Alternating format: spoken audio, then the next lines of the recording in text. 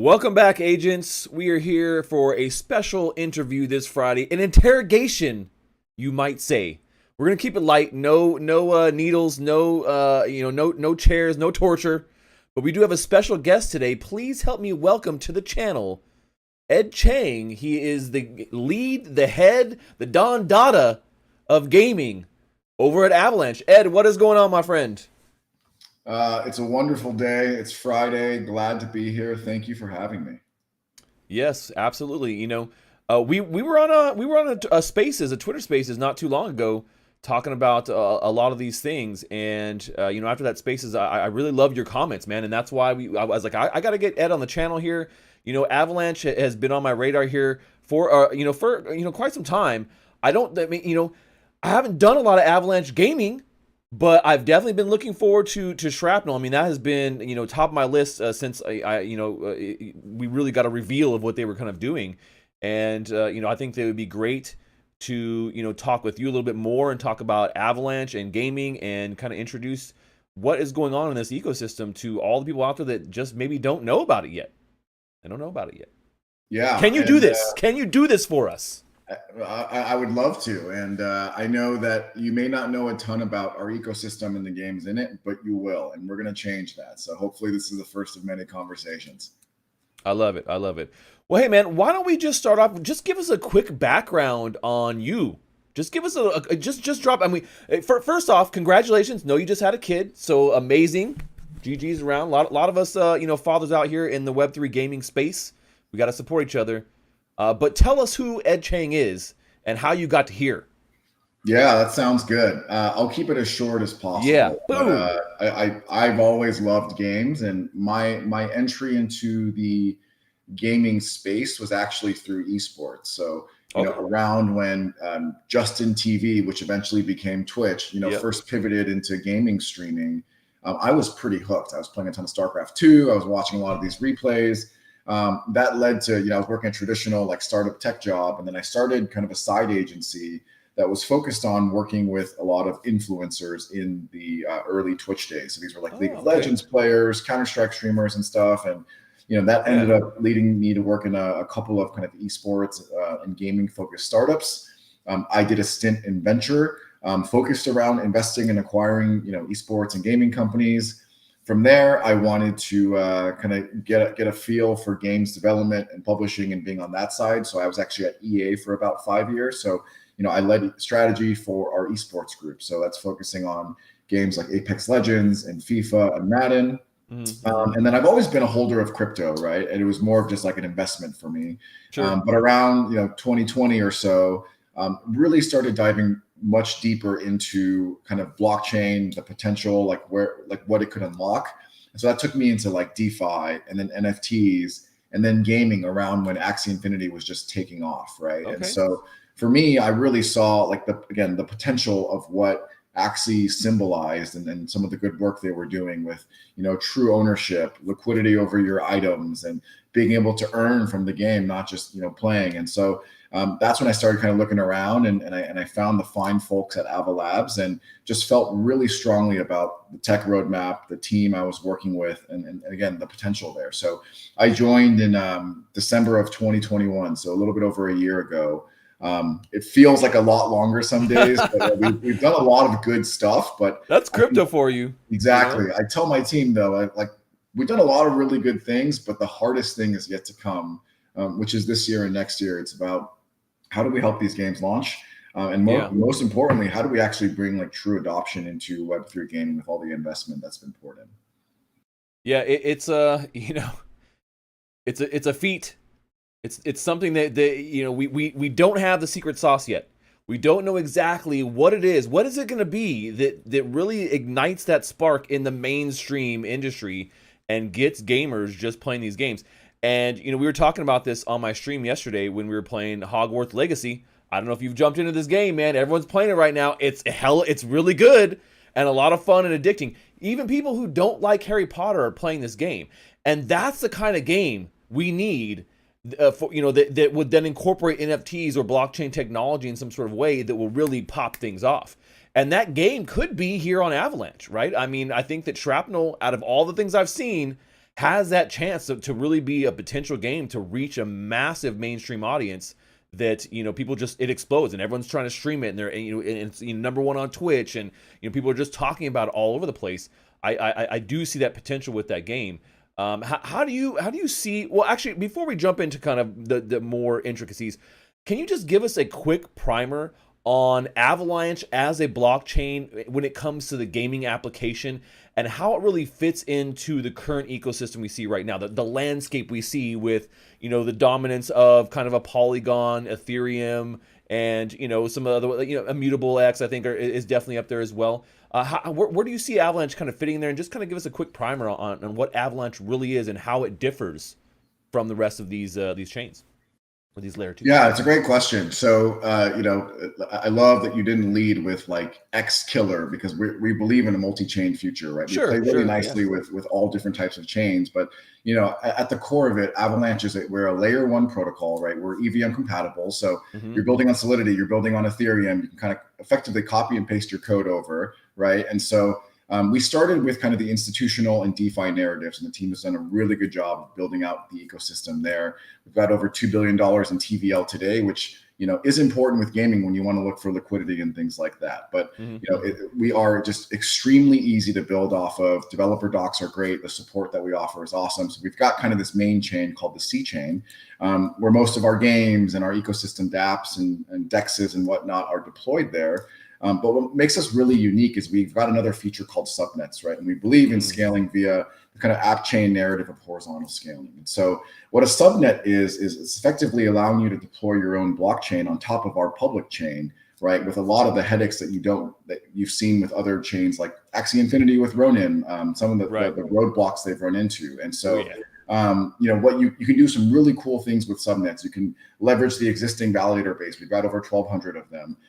You get your own private kind of block space. It's fast, transactions are cheap, and you can do really unique things like custom gas tokens, for example. So instead of AVAX or ETH as the gas token on your subnet, you can use the Stash token, right? You can publish multiple games, and you see a lot of really cool things like Steam of Web3. Like if you have an underlying token, there's a lot of really cool economics there. And I think the greatest thing about subnets is that it's in the now, right? There's a lot of really cool tech in crypto, but some of these things may be 6 months away, a year, 5 years from now, and people are doing some great work there.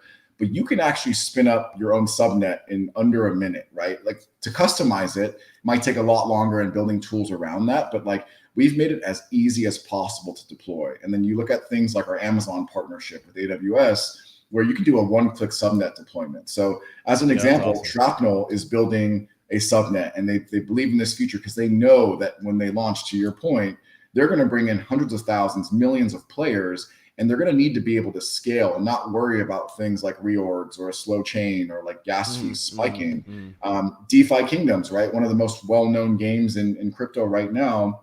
They're doing over 1.5 million transactions a day on this subnet, and it's humming along great. So we've got multiple scaling solutions, and they're available now, and we'll help you build them. So that is kind of the value prop to a lot of these publishers that are starting to kind of see the light of Avalanche. Yeah, so you mentioned a couple of things that I think are really important here for the future, and what I love about AVAX. I mean, in general, yes, the subnets I think are the biggest thing, right? When you talk about, okay, well, most of these games that we see have been built on a layer 2, right? Like a Polygon or Immutable X. There's almost no games left just like on L1 Ethereum. It just doesn't work anymore. We know that.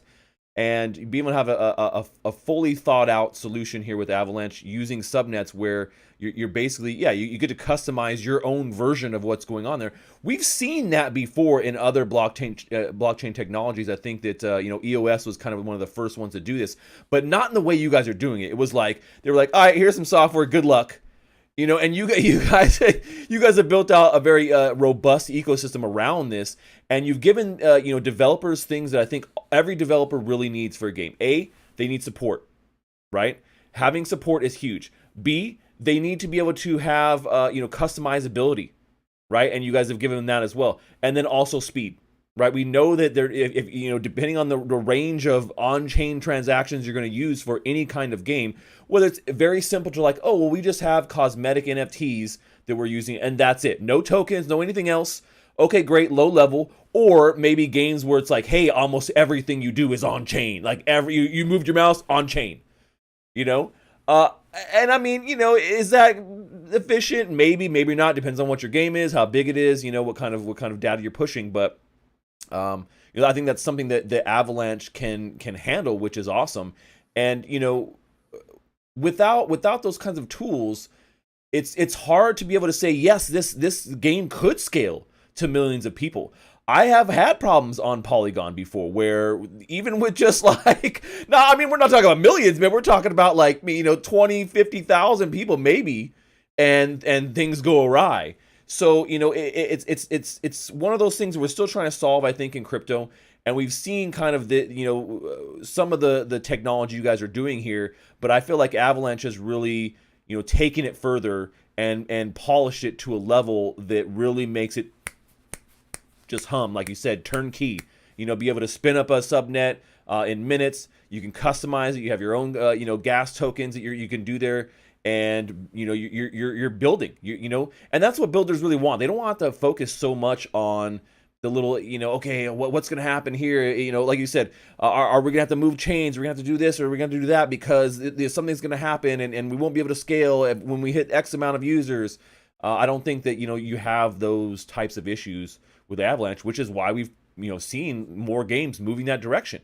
And correct me if I'm wrong here, MetaOps was a game they started on Solana I'm pretty sure. As far as I recall, they started on Solana and have moved over to Avalanche, and then we've seen things like DeFi Kingdoms where they're essentially multi-chain, but Avalanche is really, I feel like, kind of become their home.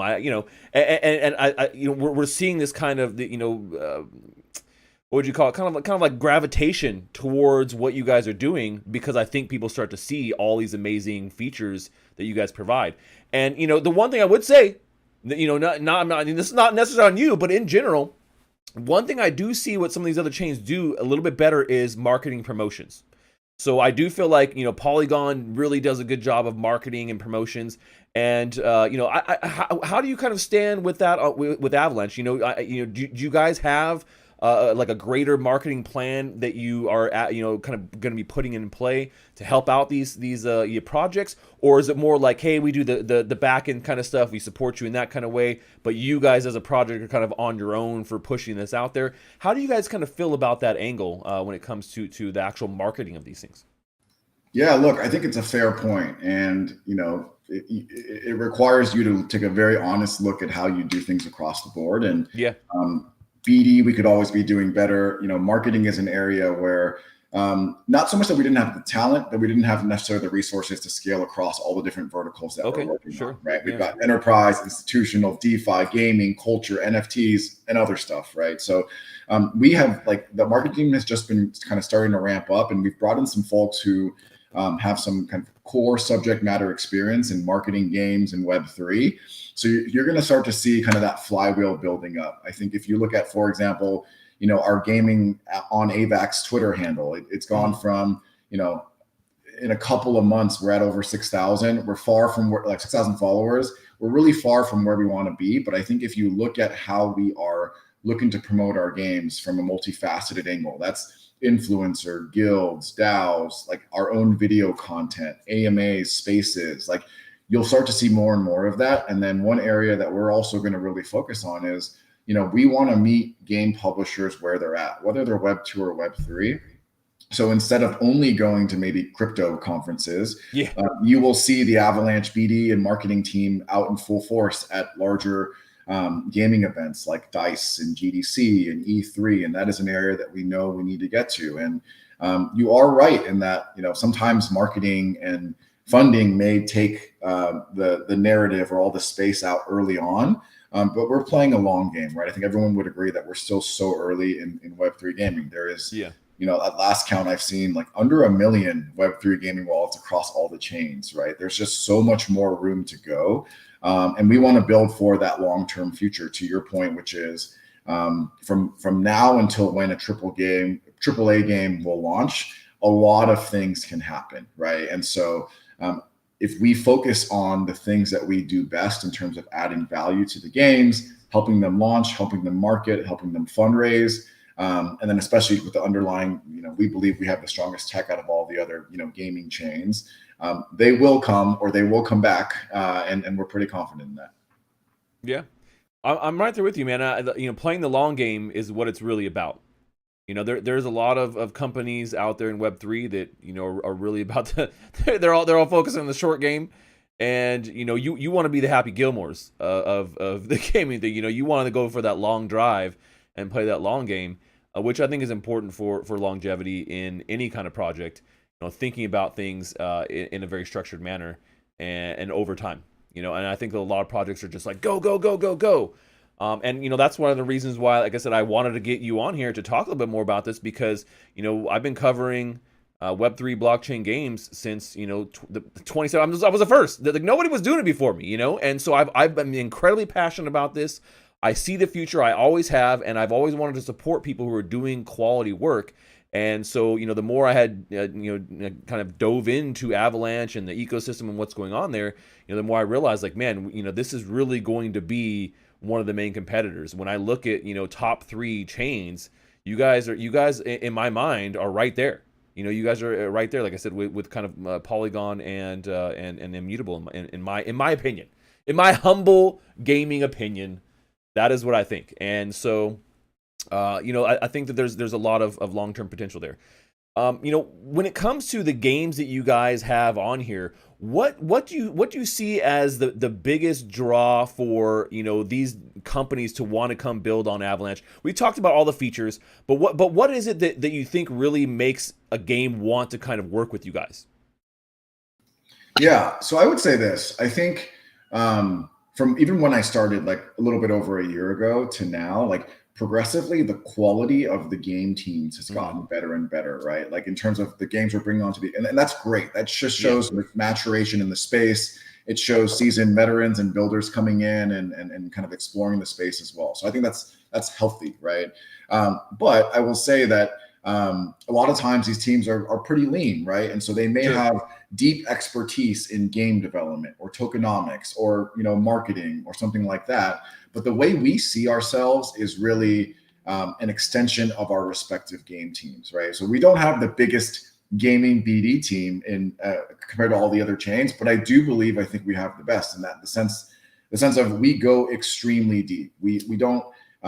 It's not so much breadth first as it is depth first, right? We want everyone to come build here, but we really want to try to spend as much time as we can with the respective games. And so that may mean, one day we are deep diving on tokenomics and the emission curves and the validity of should you do your own token or should you just have stablecoin or use AVAX as the token in your game ecosystem. The next day it may be, okay, this portfolio company needs to raise some money, and how do we get them out to the right investors that we want them to talk to? Or it's the game is about to launch and we bring in our marketing team to talk about what this like multi-week and multifaceted campaign looks like, right? So that's what we hear a lot from the games that do decide to stay here. It's that if it's just about money or sizzle, eventually, like there are other reasons why you may want to look elsewhere. But if you really believe in the team that is there on the other side, you're going to stay here, right? Like what I tell games is you want someone that when poop hits the fan, like you want to be able to pick up the phone and be like, hey, I need help right now. And we really try to be like that extension, like I said. Yeah, and like I said, I think that's one of the biggest boons to what you guys are doing is being able to really. And that's what I've heard, like just through the grapevine, is being helpful, like really giving the support that developer or gamer needs to be able to create a great project. All right, top 3 games. What are your top 3 favorite games on Avalanche? Play favorites. Let's go. That is a tough question. All right, top 5. Now it's easier. Top 5. Let's see what's top of mind. Well, the Shrapnel guys. I love the game that they're building. Obviously, I'm a first-person shooter player myself. And I've spent a lot of time in that genre. I think the team is building something massive there. DeFi Kingdoms. They're one of the OGs, and people know DeFi Kingdoms from the last bull run, but having met with the team just recently, they've got a ton of really cool features that are in store, and so. they are not done yet. They're still building. A ton of people are still playing the game. And so, I got to include them. I think you mentioned MetaOps, right? Love the team there. And they're just really fun to work with. I know our team really enjoys that. Seeing like them launch a tournament and having people like really get competitive and practice for it was super cool. Fableborn is another game from Pixion Studios.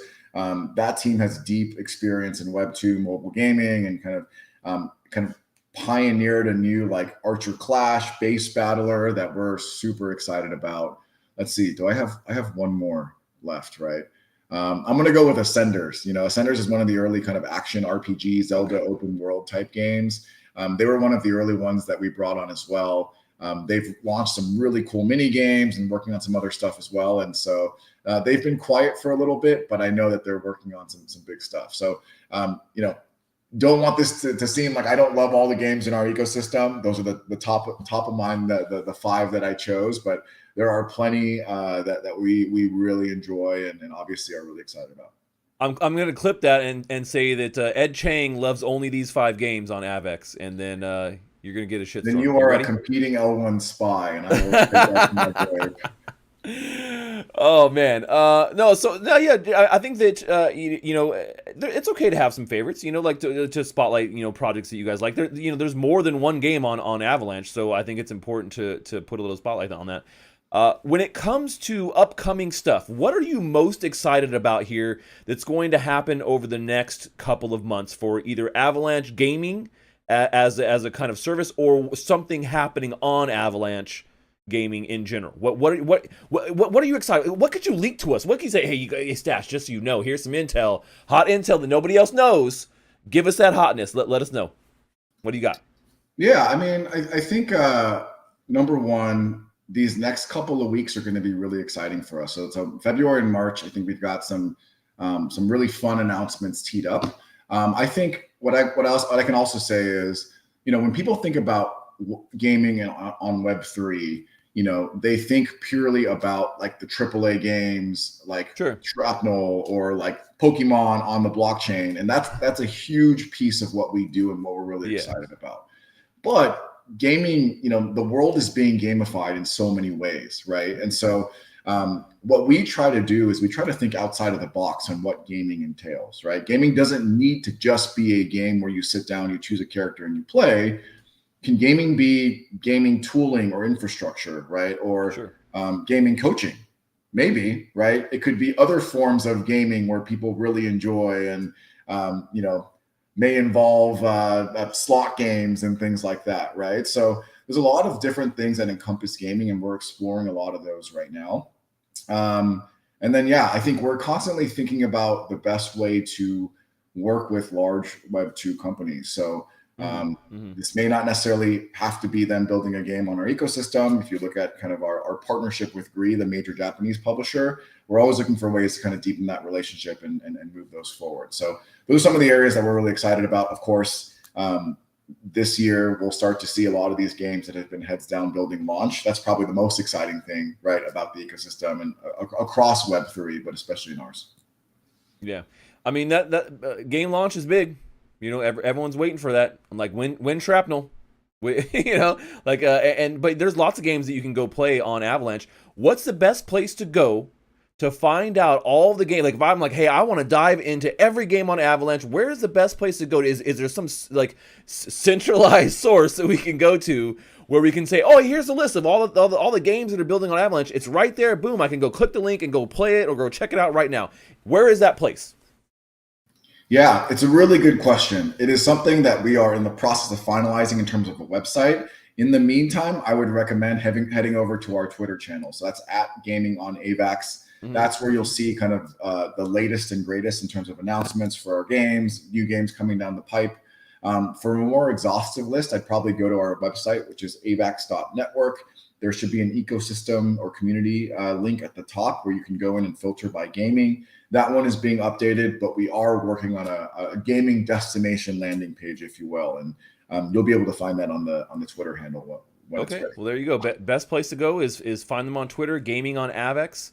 We'll make sure we put the link in the description here below because I don't think it was included right now. But for all those that are interested and want to go directly there, I've been following for a while, and it's great to be able to see all the games that are developing and what's going on there. I'm excited about it. All right, before we go, last parting words that you want to say here to all the agents, all the gamers out there that love NFTs, love Web3. What would you say to them? Yeah, I would say, support your games, get involved in the community. If you've ever got feedback for us, the DM, my DMs are open. I'm at EDC. The Gaming on AVAX Twitter account DMs are open. We love to hear from you guys as well as developers. If we can help you and you're building a blockchain game, let's have a conversation and see what we can do. Boom, there you go. Door's open. Door is open. Go hit up Ed. And at EDC, I'm not sure how you snagged that Twitter handle there, but that's a pretty good one, man. That's a pretty good one.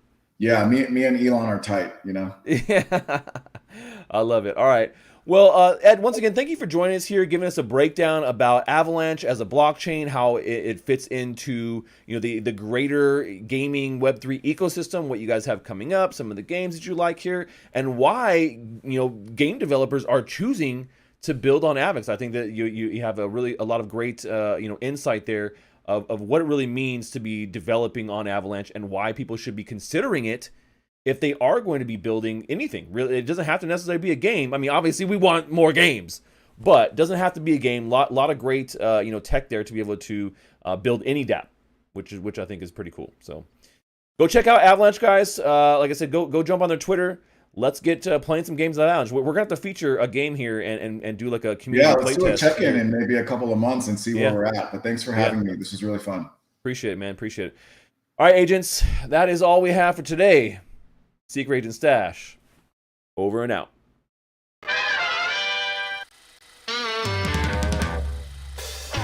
Secret Agent Stash. Secret Agent Stash. Oh, wearing new disguises on every gaming streams.